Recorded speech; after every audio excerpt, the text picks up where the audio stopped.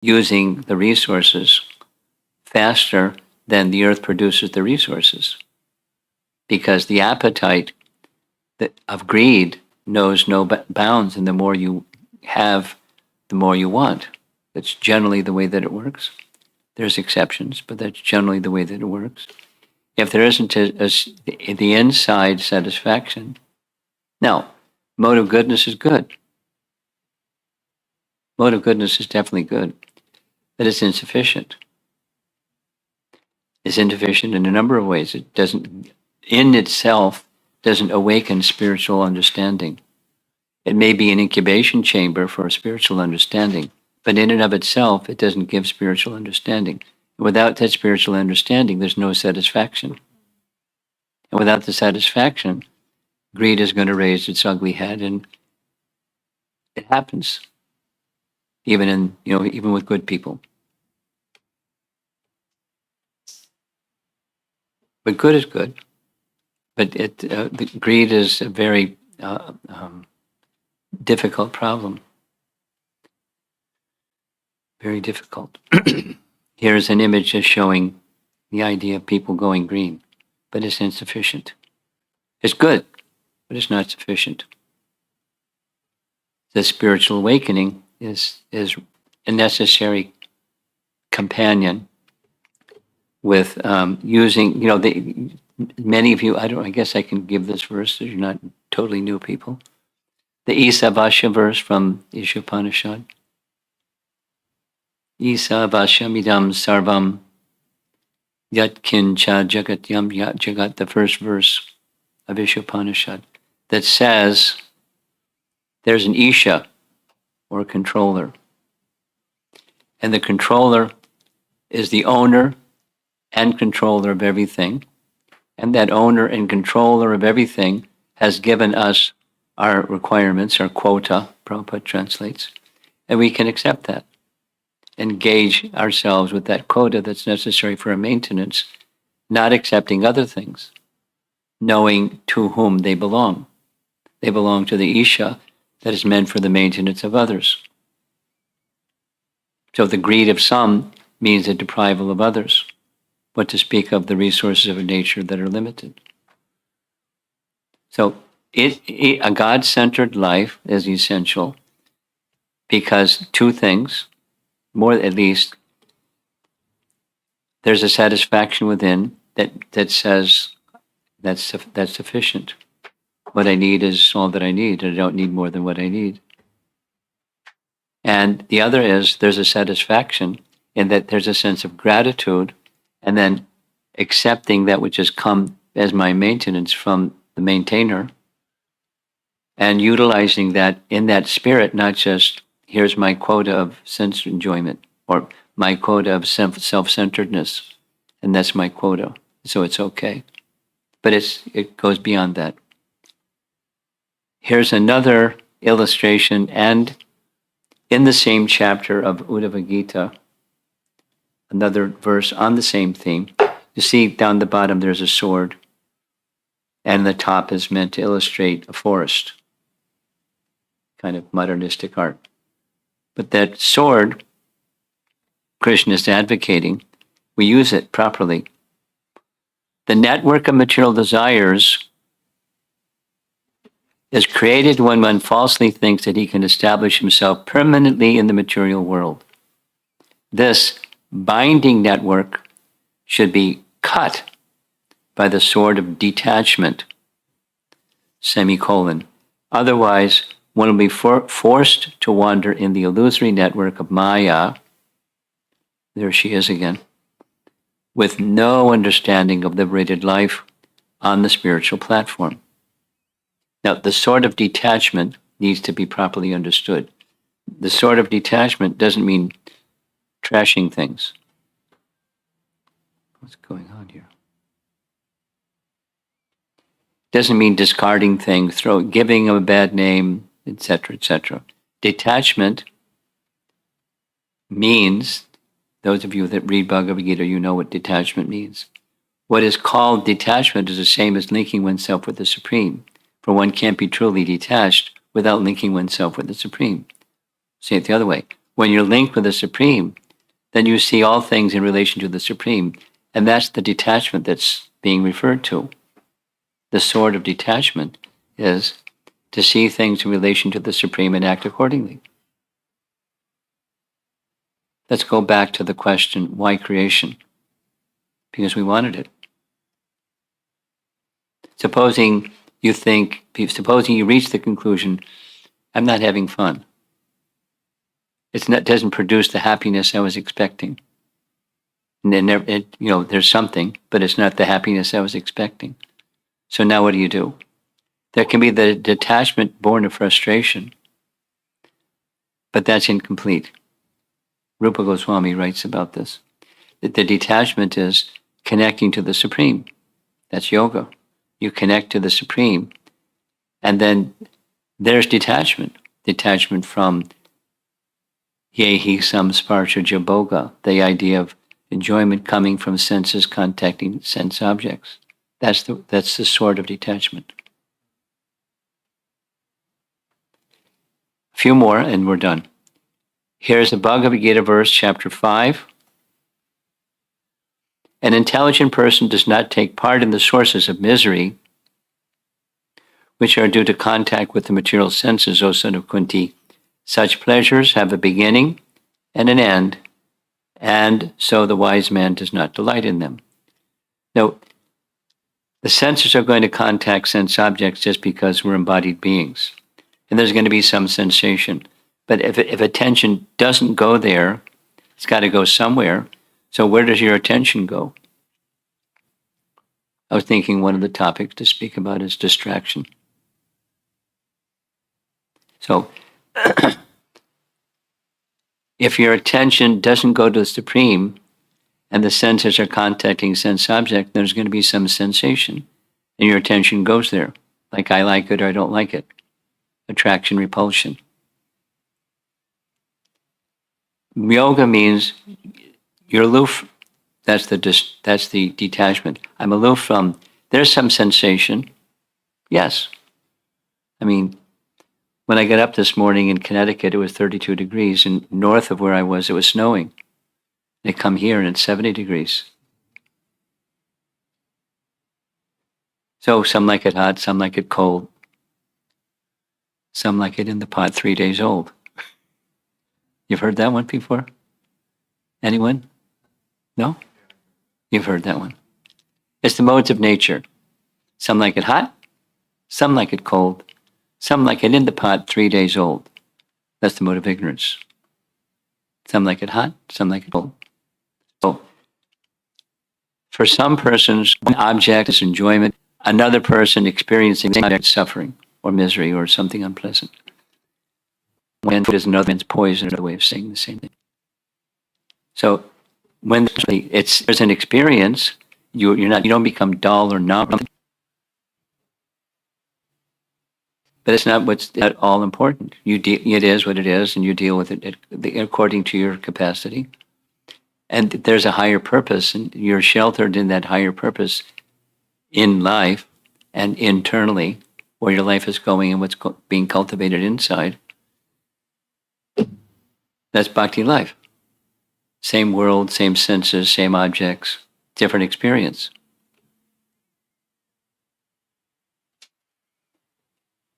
I understand you're discussing Canto 7, Chapter 10. So a few chapters back, Canto 7, Chapter 7, this is a nice teaching by Prahlad.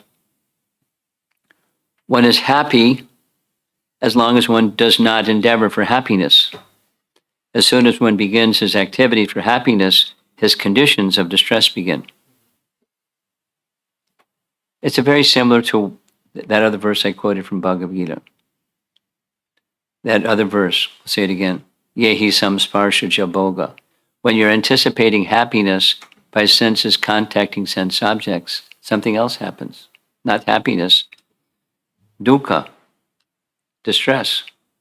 His conditions of distress begin when one is endeavoring for happiness, because it's not out there. That's not what happiness is. Happiness is something else. And not only is that experience limited and temporary, but there's certainly a satiation. If you attempt to indulge your senses unlimitedly, then you got a problem. You can only take so much. And then at some point it becomes repulsive. Now, here's a little music. I hope the sound works. Not working. Hang on. I'm going to have to check the sound. No. There's supposed to be a sound of fire, but it's not working. What?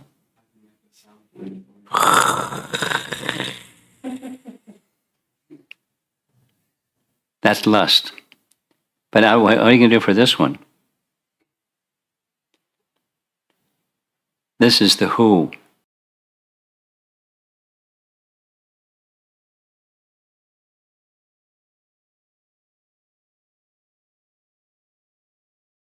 Boom, boom, boom, boom, boom. That's the end of a song of the Who.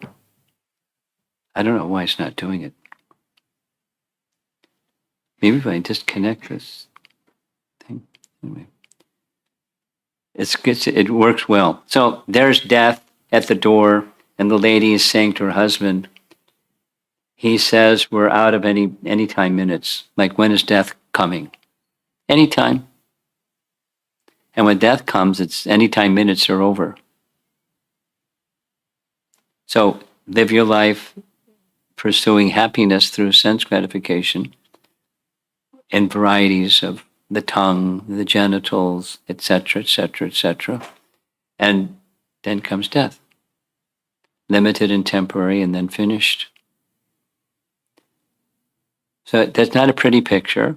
It's not simply a scary, morbid picture that doesn't match reality. Krishna is not speaking something to Uddhava that's just fairy tale, or Prahlad Maharaj is not speaking fairy tale, it's speaking realization. Krishna is not speaking fairy tale. Limited and temporary, and it's not what substantial happiness is.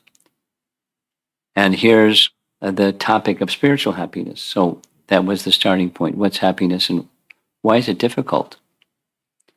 So, and I like this picture. This is a pyramid or a series of triangles where alignment of mental, intellectual, and bodily necessities, a holistic picture, has spiritual needs at the middle or at the center to supporting the others.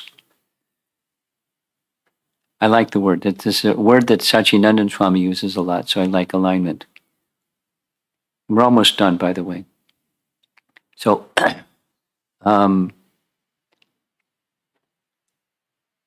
at the center, like the lady polishing the bird cage, you don't just polish the bird cage. You don't just deal with the covering. You deal with the covering, but you deal with the bird inside. When there's spiritual well-being, material well-being follows. Like the object that's casting the shadow, when that object moves, the shadow moves. You can't move the shadow by just moving the shadow. You have to move the object that's casting the shadow. So spiritual well-being takes the lead. When spiritual well-being takes the lead, then you have material well-being naturally. I mean, there's attention that goes to those details of material. Gosh, it's just moving along on its own.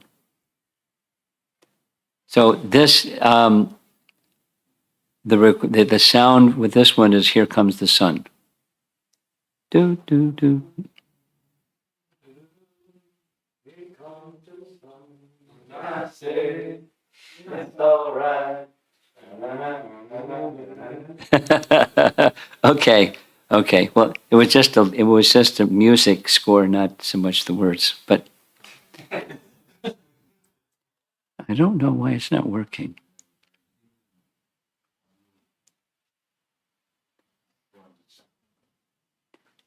find out what's going on.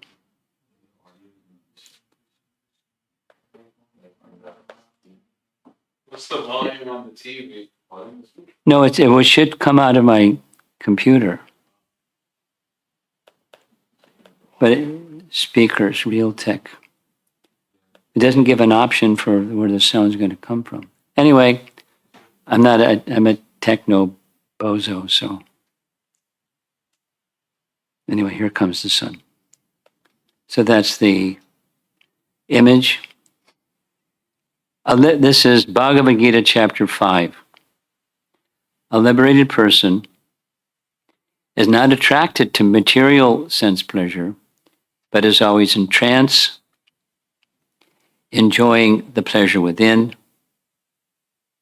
In this way, the self-realized person enjoys unlimited happiness, for he concentrates on the Supreme. So this is the happiness versus what's not happiness. And here's a verse from Bhagavad Gita, chapter 6. This is our last, along with the Hare Krishna. This is chapter 6, verse 20. It's where Krishna is describing the Ashtanga Yoga, or the meditation yoga, Dhyan Yoga. Gosh. What's going on? See the self by the pure mind, and to relish and rejoice in the self. In that joyous state, one is situated in boundless transcendental happiness realized through transcendental senses. Established thus, one never departs from the truth, and upon gaining this, he thinks there is no greater gain. Being situated in such a position, one is never shaken, even in the midst of greatest difficulty. This indeed is actual freedom from the miseries arising from material contact. Pursuit of happiness. With a little help from Bhagavad Gita and Uddhava Gita and Srimad Bhagavatam, Canto 7, and some common sense.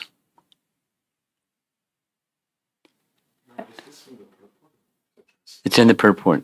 It's Prabhupada's purport. Directly. Cut and paste. So the happiness is within. There's many verses that speak like this. One of my favorite ones is where Yenatma suprasidati.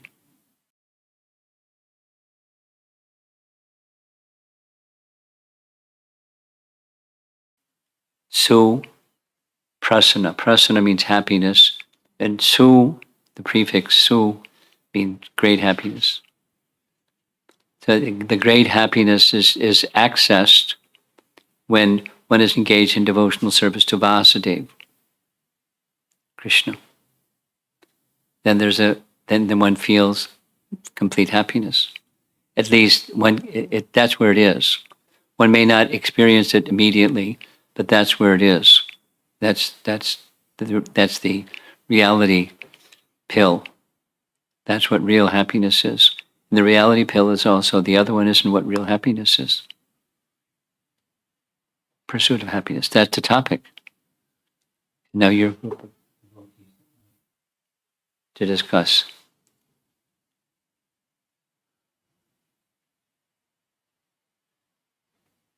Go for it. Okay. Short and sweet.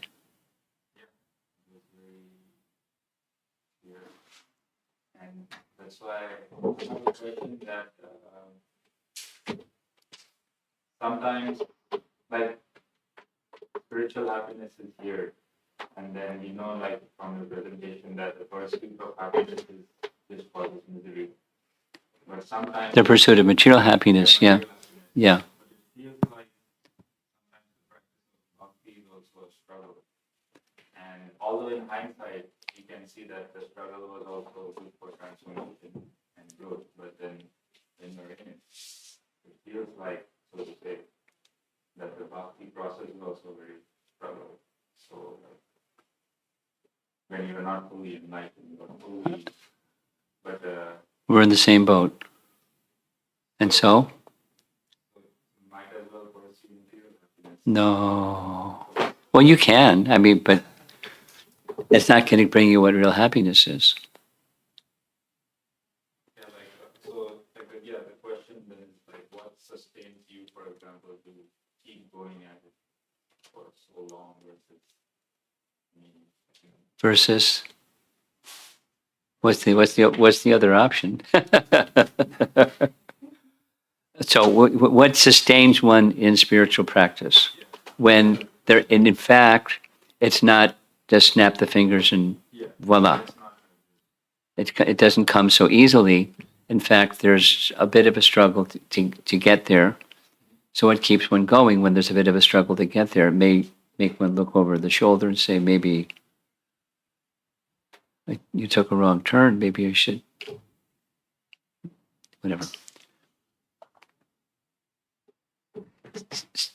Different answers. One answer is there must be something positive that keeps one going. Otherwise, how can one keep going?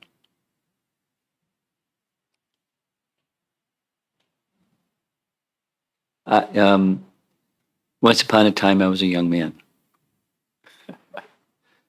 But, so, and I didn't know anything about anything, like these people that come to this body, mind, spirit event. I didn't know anything about anything. And there's several things happened, and then I started learning something. I mean, just keeping it really simple, I had an inquisitive mind. Three things. There's a higher reality. I don't know what it is, and I want to know. With that inquisitive spirit, things started happening. There was a time when I wasn't being so inquisitive. I was too busy being successful, trying to be successful by standards that I was taught this is the parameters for success. You can. And then some things happened and I started getting inquisitive. And when I started getting inquisitive, then all kinds of things started to happen. Without listing what those things were in my case, but things started to happen. Doors that weren't even there were there. And then I just walked through the door and then there's a whole other something on the other side of that door that wasn't even there before because I was just inquisitive. More than curious, I was like, I want to know without the details. I felt I had been cheated, to be blunt. That which I had been spoon-fed since I was a kid was a cheat. I had been cheated. And I wasn't going to be cheated again. I was like rebellious. So I want to know. I don't want to take someone's word for it. I want to know. So things led to one, so that with that inquisitive spirit hasn't stopped. So that's one of the things that keeps me going. I'm not there yet. I know that I'm not there yet, but I know that I'm doing something that's going to get me there. And I'm experiencing something as I'm going along that's keeping me going.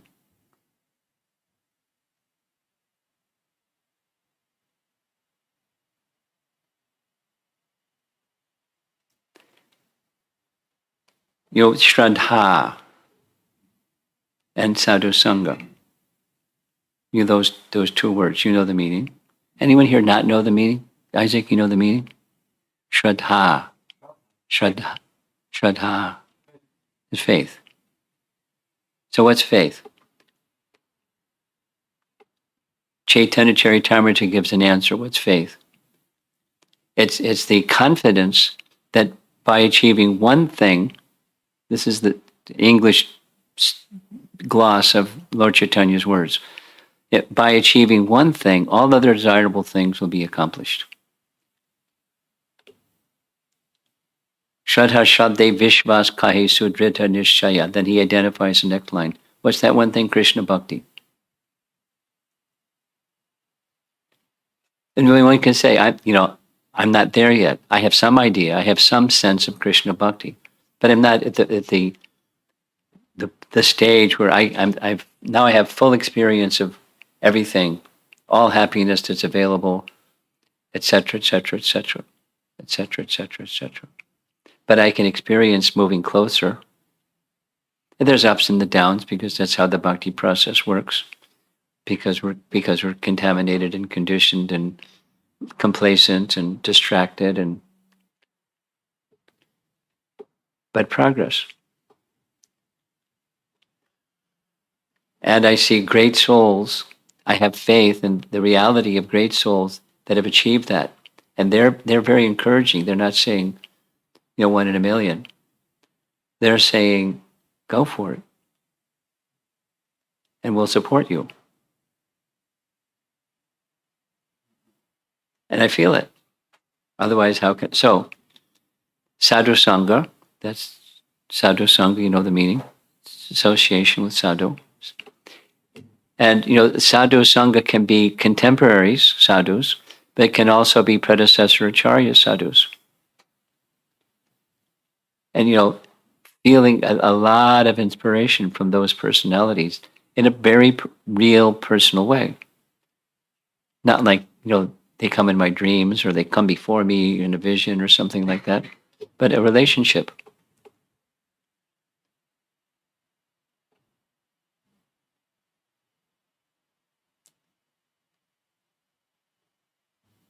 And I guess I can say another thing is about just me personally. I'm a service-minded person. I like service.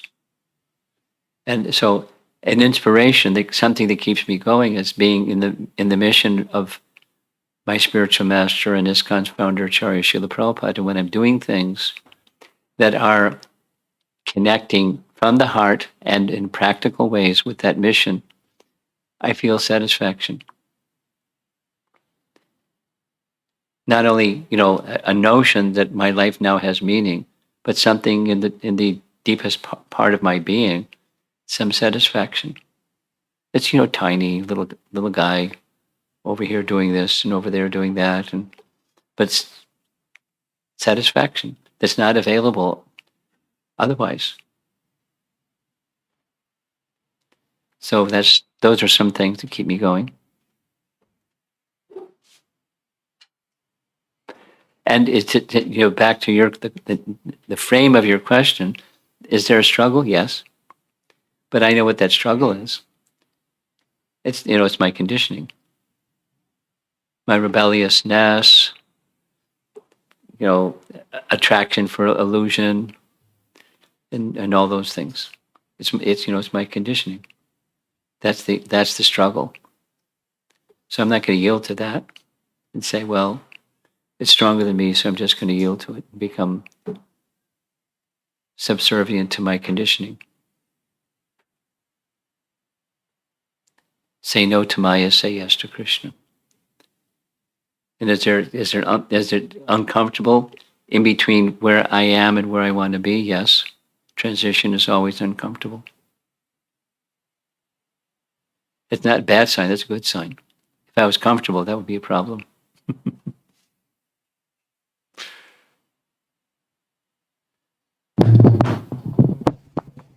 Whoa, you better fix the volume.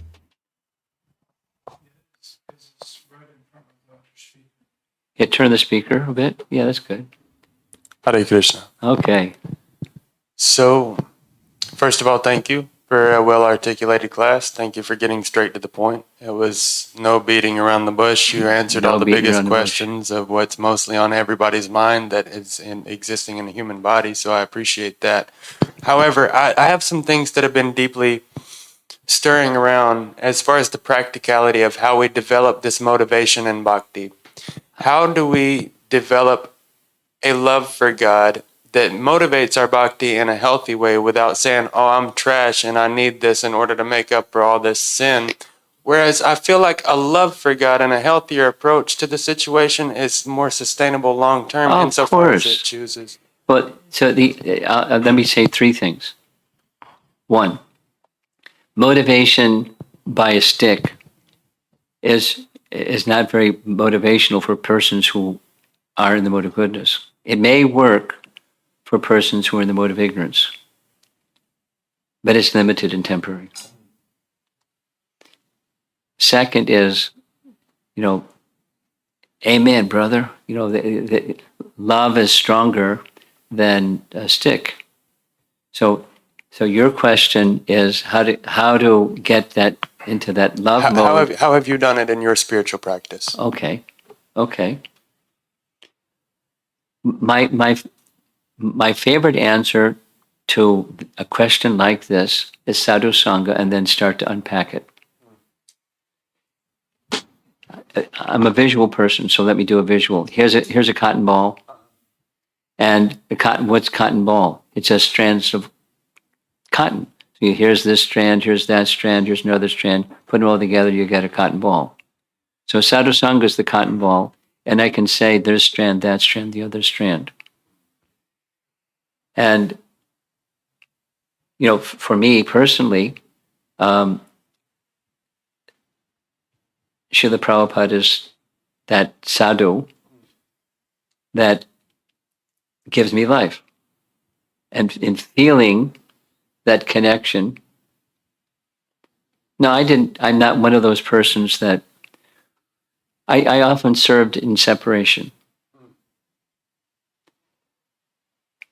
I had roles of service that entitled me to things like being on morning walks and, being in his quarters sometimes. And, but I wasn't one of those persons that was by his side all the time and doing confidential things. Or wasn't that kind of an experience, but it was being connected and being in service to a perfect person. What were your personal challenges in getting the full benefit of your Sangha, and how did you deal with it?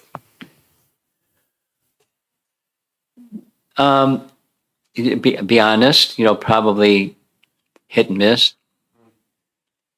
Sometimes up, sometimes down, sometimes up, sometimes down. So the down, and the downs weren't really down in the sense of feeling like you said, I'm worthless, it's low self-esteem stuff. None of that. Just like I could be doing better. Or I detect there's some unwanted thing in my heart. And how do I get over that unwanted thing in my heart? As I'm speaking this, I'm thinking of a conversation I had some years ago with Pragosh. You know Pragosh? Prabhupada disciple, book distributor, Pragosh. So he and I was a Sankirtan leader, he was a Sankirtan devotee, and then I started also distributing books in the airport, and he was like, I would distribute 3 books and he'd distribute 50 books. And I was in a little conversation with him after Prashad, and we're just, I think he was even lying down, we're just sitting together, and he said something very nice. He said, some people, in an army, it requires everybody. And an army is required to have everybody. So some have tanks, and some are artillery, and some have planes, and some are infantry, and some have little pistols, and some have bazookas. And so all are needed.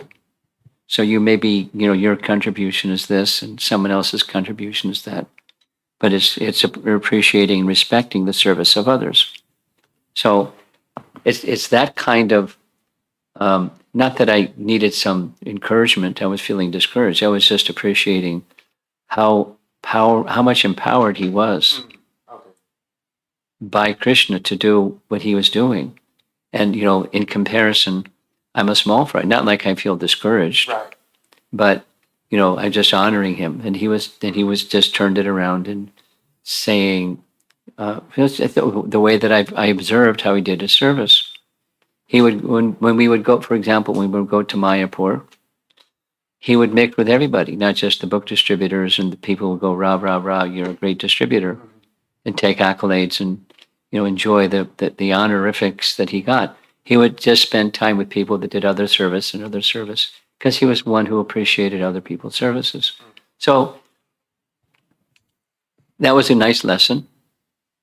So that's a kind of sadhu sangha that helped me grow up a little bit and see beyond the periphery of what I can do and my limitations and things like that.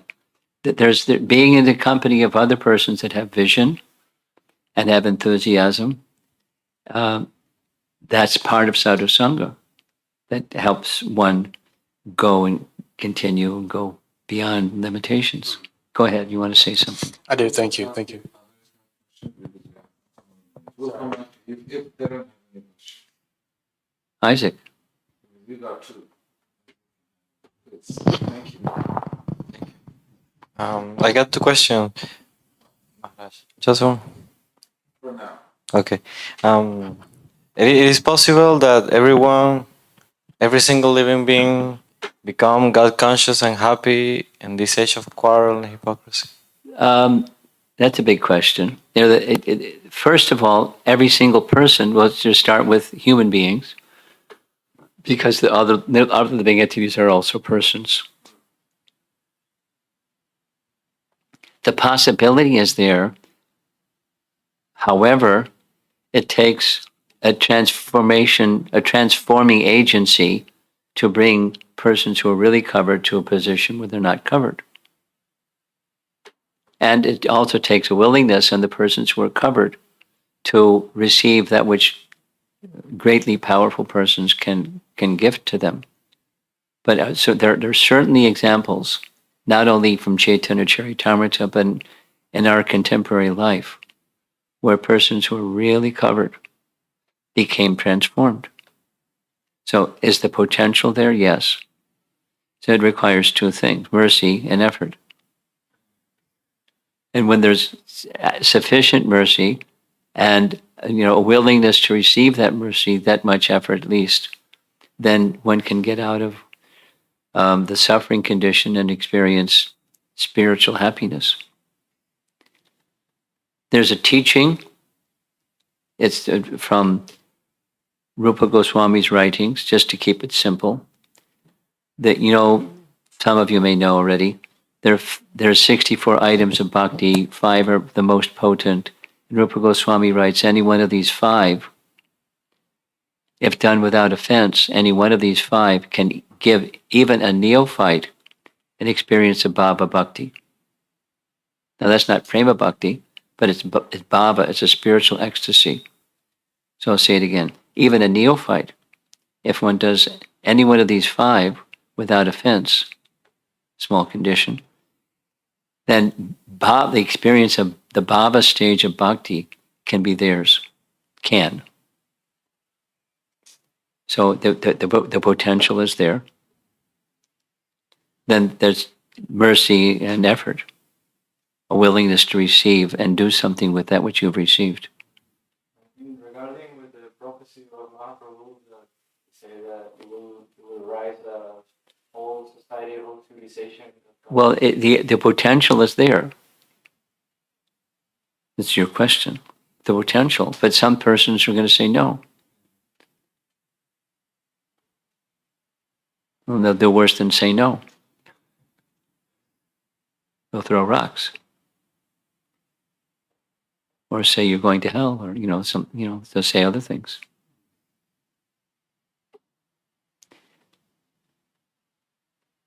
We can take one more question. Anyone else? We'll go back to the curve. Yeah.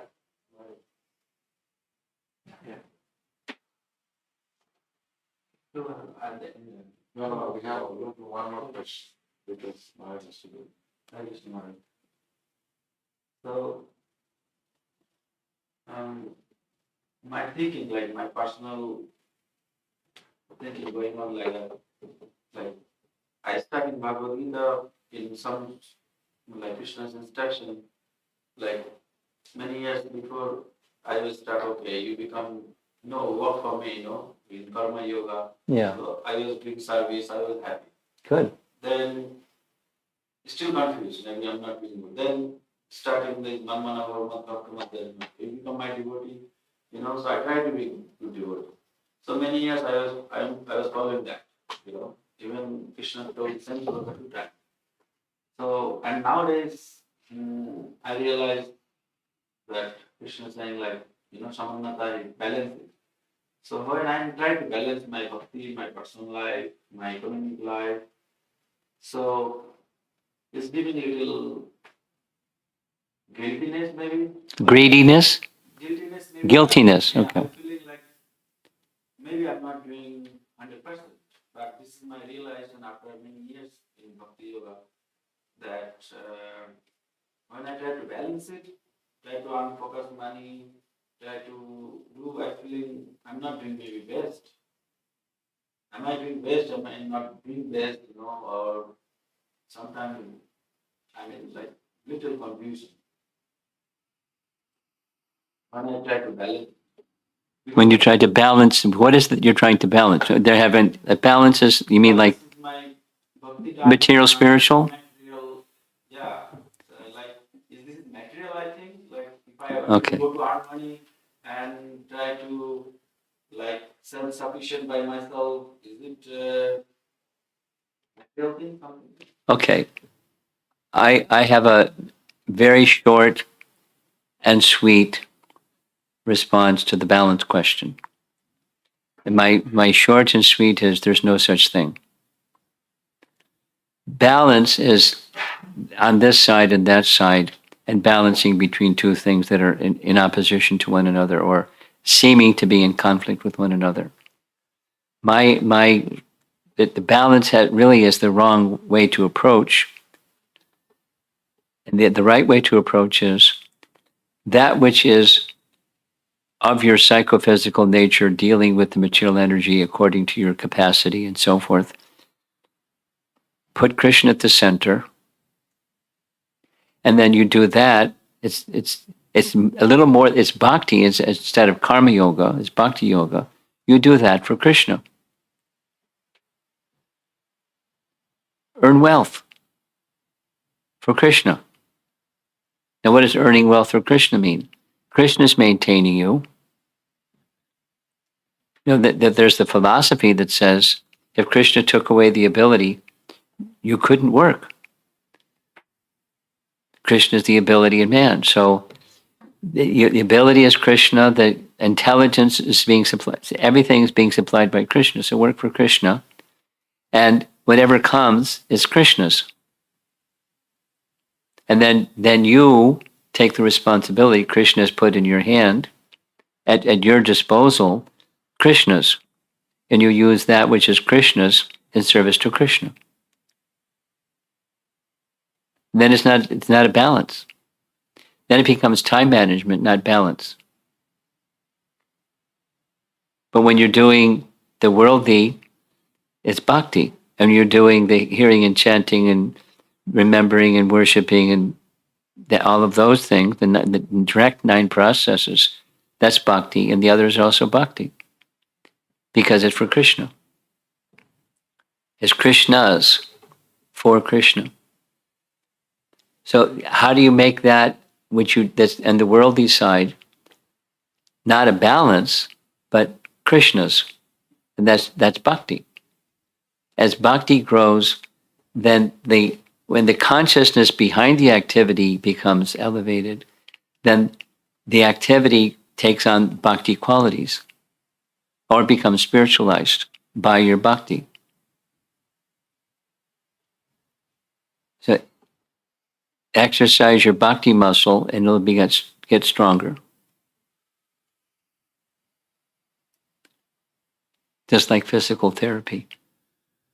So if your bhakti muscle in the area of your worldly duties is not as strong as it could be, take a spiritual therapist and do some spiritual exercises that help you develop your bhakti muscle so you see it's not balancing, it's time management. How much time do I spend in this domain and that domain and the other domain?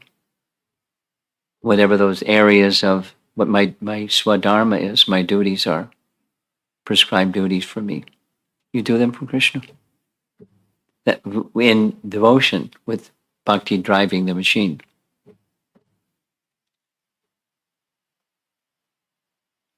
That's my answer to that question. It's balance is a misleading dilemma. Krishna says doesn't Samantha means not balanced like so. Well, you're using the word balance, but I don't find it anywhere in Bhagavad Gita.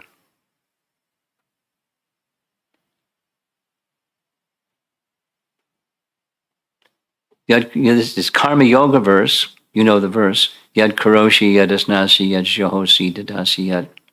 It's a Karma Yoga verse. Now, what's the distinction between Karma Yoga and Bhakti Yoga?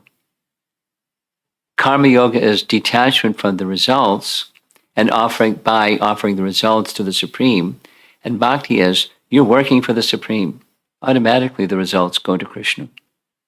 So, Karma Yoga is a subset of Bhakti, not the other way around. So, work for Krishna. Your life is for Krishna. Your wealth is for Krishna. Your work is for Krishna. Your that the holistic picture, that little pyramid. Yes, I mean, just need to be like feeling insecurity about future. That's it. But what's that? Same question, same answer. There's formulas. Look at what Rupa Goswami did, and then you know what to do. He had something for emergency to maintain himself when he stopped doing his worldly thing. So while you're doing your worldly thing, you also proportionally have something for emergency. You rely on Krishna because you're working for Krishna. So that's good. We will have sessions with Maharaj every day. That will be class tomorrow. We will have a lot of opportunity to discuss. 8:00. Before we end, we'll just take 1 minute each. What is your biggest takeaway from today's class? We'll start with Philip. Can I use my minute to clarify the question that he answered earlier?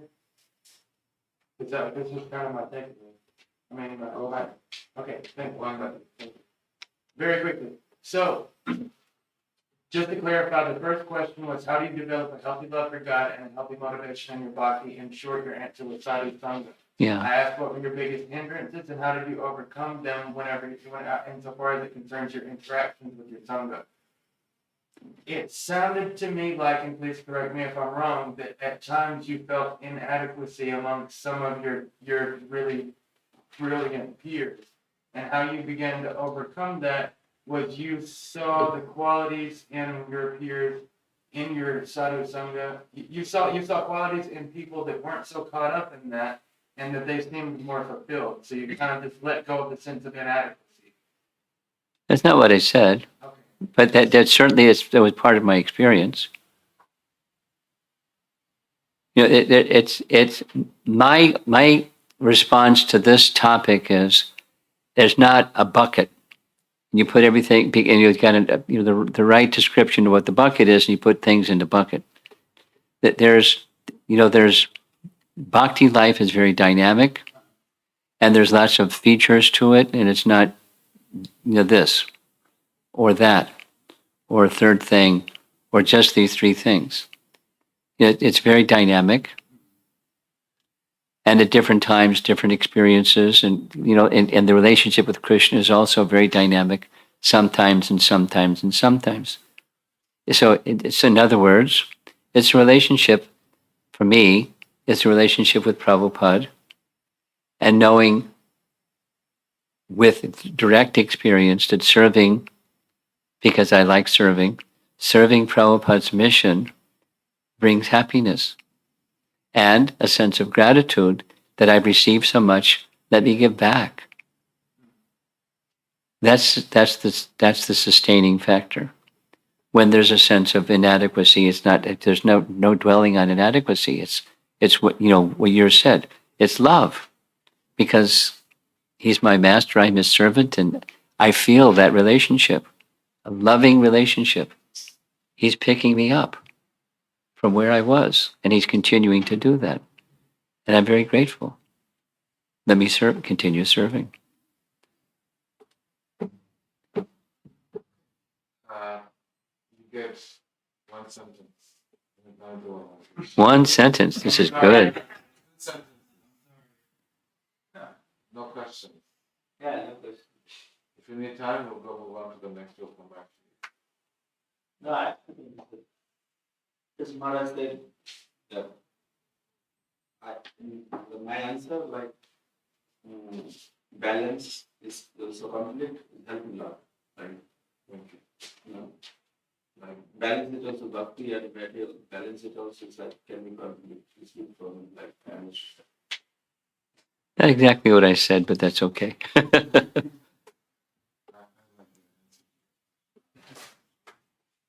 Caleb, Well, you want to take it away. my one takeaway. So you managed to answer the biggest question I keep having Really? in the most satisfying way I've ever had it answered. No kidding.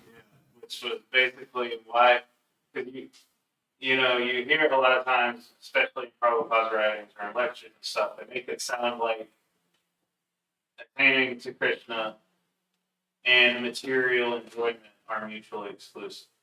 And my biggest question has always been, why can't you have both? Why can't you do both? Like, why, like, as long as you're in the material world, why not strive for Krishna and enjoy material things when they come?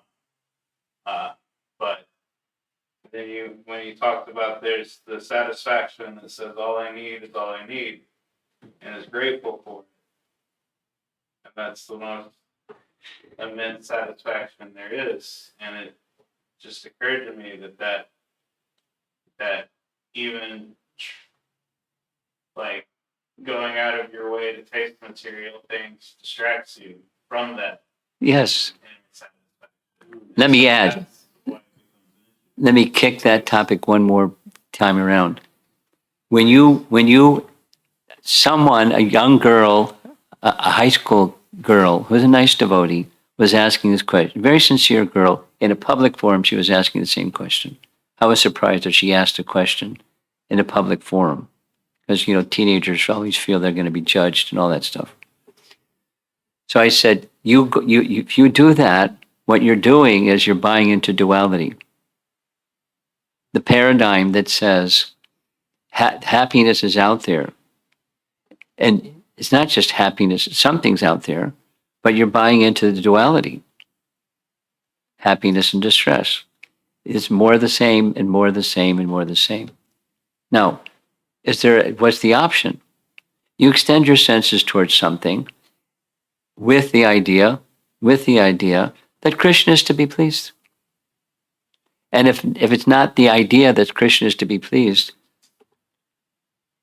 I refrain.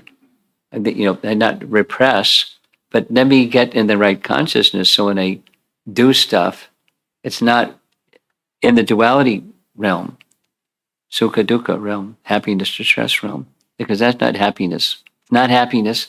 You go for it, and you're in the world of la la land. So that's why not. So something is attractive. You do the something in a very careful, guided way that Krishna is to be pleased. So, whatever it is, somebody likes music, somebody likes art, somebody likes something, somebody likes cooking, somebody likes dancing, somebody likes. So learn how to do that, not repress, but connect. And then the La La Land show is over or subsides at least. So I just want to say I really appreciate the way you give class. It's very helpful to have visuals. So it helps me stay concentrated and really get deep into what you're saying.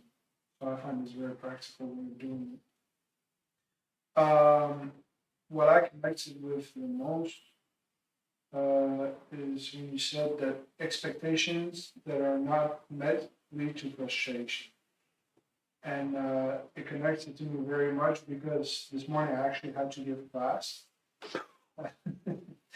And I was talking about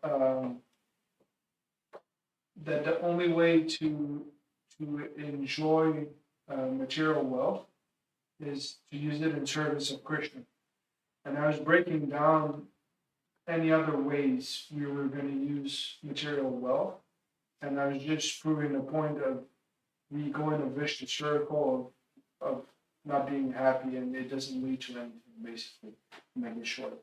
And that sentence you just gave us makes so much sense. And yeah, I feel like it completes. If I could have had this class yesterday and given my class, it could have sounded a lot better. And I also really love the analogy of the donkey and the carrot, because it also comes back, which is to what I was saying about people going after a goal. And in my class, yeah, I was telling, they go after a goal, and once they get there, then what? Most of the times, we want to be the richest person in the world, have all the money, but then we have no friends to enjoy it with. And all kinds of examples like this. And it's perfectly summarized by the donkey running after a carrot. Because he's doing so much effort, in the end, he just got a carrot. So thank you very much. In response, write it down and look it up, because this is saying what you just said, what you were giving your class about. I already took a picture. Okay, but note down the verse number and look it up later. Okay, we want to try and keep it as short as possible. Thank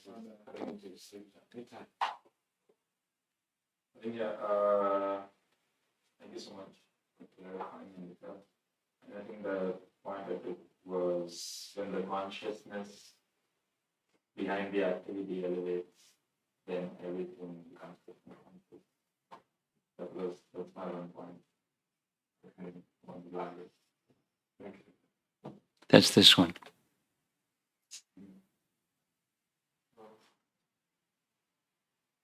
Okay, well, hi Krishna, Hi, Bo. being here. Thanks for you for being here. We're excited for the time, the next couple of days. 5 days. I'm looking forward to it. I really enjoyed your selection of quotes. It was a very nice assortment. And I have been concerned with so many questions. We've been doing Q&As, and so we've been building a list of questions. I have so many questions, and so many of them have been practical. But I really appreciated that you kind of brought it back to the heart of the matter. And it seems so simple when you said that there's happiness from trying to connect with the senses, and then there's bhakti, and bhakti offers something better, and that was very clarifying. Great. Okay, that was short and sweet. Make it Hare Krishna, Prabhu Maharaj. Hare Krishna. Hare Krishna. I like your sound effects. I'm gonna get the sound effect that didn't play. Go ahead. One of the points that stood out to me was when you were explaining some of the things that help you sustain your spiritual practice, was to be inquisitive. Mm. That you maintain this level of inquisitiveness, and by that, doors started to open, things started to happen that hadn't been happening before. Things became available that you hadn't even thought of just by your becoming inquisitive. So that was I want to share something with you in response to that. It doesn't stop. I'll just share something with you. I was in, North Country. It was 32 degrees this morning, but the rest of the time it was kind of all right, 60 and 50 and stuff. But it was, I've been practicing bhakti yoga for 53 years now. And I never really got into Shivaratri. Just sharing. I contacted a friend who's the president in Hartford, said, 2.5 months ago, would it work for you if I were to visit that weekend, or is there something else going on? He said, oh, Shivaratri, that would be great. It's on Sunday. So a bell went off, and I started thinking about Shivaratri. I probably spent about 30 hours learning, being inquisitive about what's the position of Lord Shiva anyways. And I came up with, so just curious and wanting to know and wanting to know. The end was I feel closer to Krishna, but now I have a much better understanding of what is Lord Shiva. And for your information, there's 8 different abodes in which Lord Shiva resides. One of the persons in the audience, an Indian fellow, college graduate, said, my brother is a Shiva worshiper, and he only knows about Kailash. Kailash is, in the heavenly realm, blah, blah, blah, blah, blah. And there's 7 other places where Lord Shiva resides. Can I get a copy of that? I can give it to my brother? I said, better than that, I'm going to do a little paper with images and stuff. No, that's just a curiosity thing. So that led to another curiosity thing. The other curiosity thing was, I'm just sharing, it's not stopped, is my point. Because the interaction of Lord Shiva with Lord Chaitanya, interaction of Lord Shiva with Krishna, interaction of Lord Shiva with Ramachandra, and the interaction of Lord Shiva with Sankarshan, Lord Sankarshan. I gave a Sunday feast class in Hartford, and he's normally very strict about class ending on time, and he let me go for an extra half an hour. And it was a blast. Sure. Here or just a YouTube copy?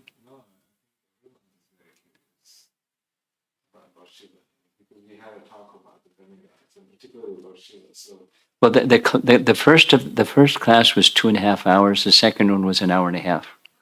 What do you guys think? Who wants to download on Lord Shiva? Okay, I'm game. I don't know when, but I'm game. I'm game. Because it's a big topic. Okay, I'm game. I'm. If we have a party. But my point is curiosity. It hasn't stopped.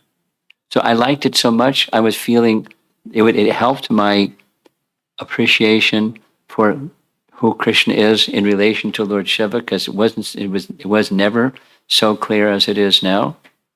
And so the next day, like yesterday, was the Amavas, which is the new moon, which is the day when Jagannath Das Babaji disappeared. So Lord Shiva's appearance, or the Shivaratri, is on the 14th day of the waning moon. And the 15th day is the dark moon. So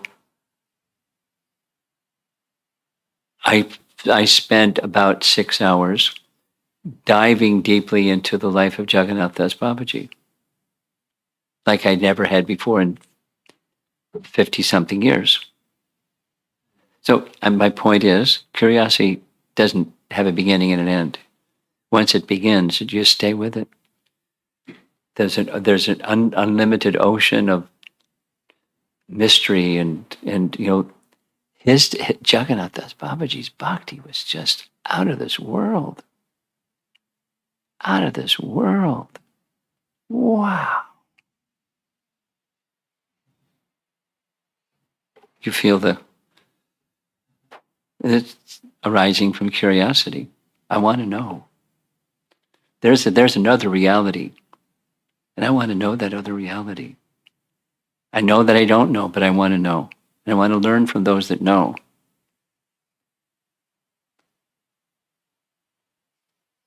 That's sadhu sangha. Who's left?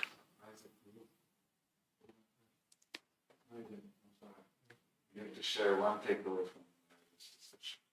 Oh, You like the pictures? say Sri Prabhupada's mission, it brings real happiness.